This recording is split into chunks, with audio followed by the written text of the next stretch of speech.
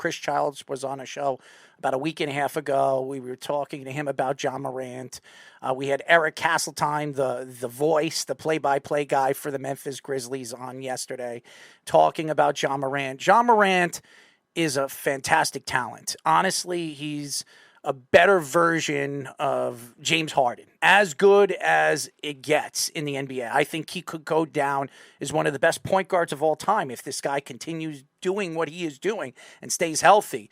The problem with this guy is he does a lot of stupid things off the court that just makes you shake your head and wonder if this guy has brains.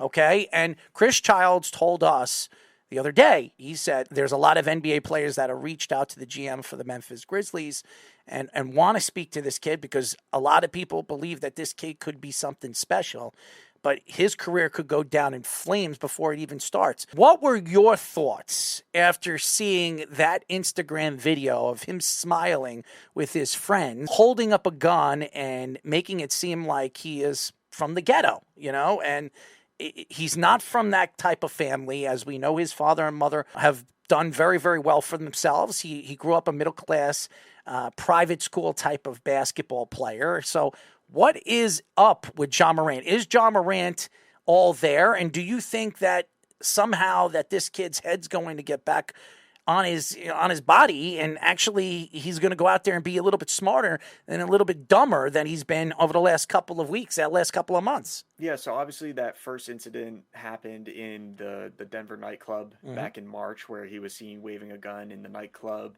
and he was suspended for that. He was suspended 8 games, I believe, by the NBA and the Memphis Grizzlies. And he said that he was going to change. He was going to get the help that he needed, took some time away from the team.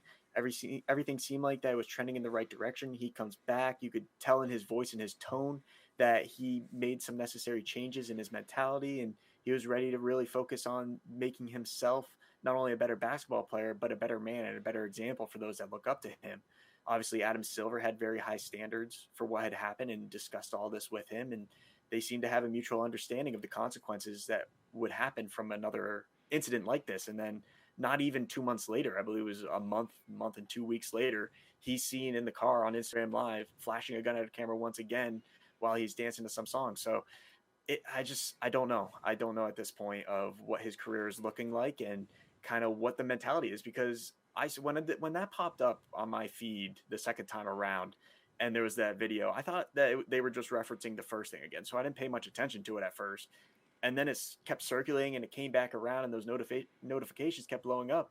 And I just said to myself, are you kidding me? Like, did this guy not learn his lesson the first time? Because this is a serious matter. It's not something where he's just seen out like smoking weed or something. We've seen players do that and post it on Instagram Live and they get a slap on the wrist for it. It's not something like that. I mean, we're talking about a life or death situation. God forbid his finger hits that trigger and the gun is loaded. I mean, you could either lose your life, you could shoot somebody else and they could lose their life.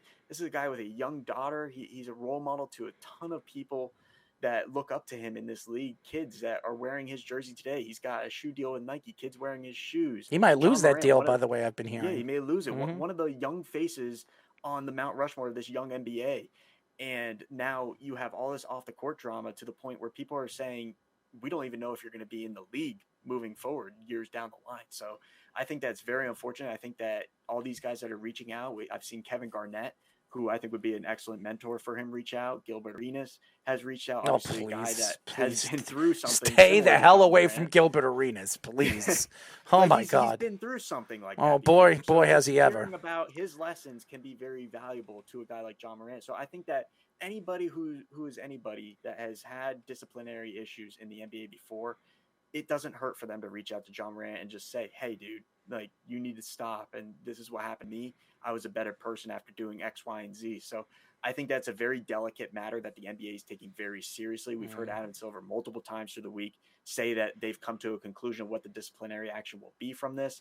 From people that I've spoken with around the league, it does seem like that this is going to be a serious suspension that is either 25 to 50% of next season that he's going to be suspended for. So the Grizzlies are preparing to be without Ja Morant for a significant amount of time to begin next year. Moving forward, what does his future look like in Memphis?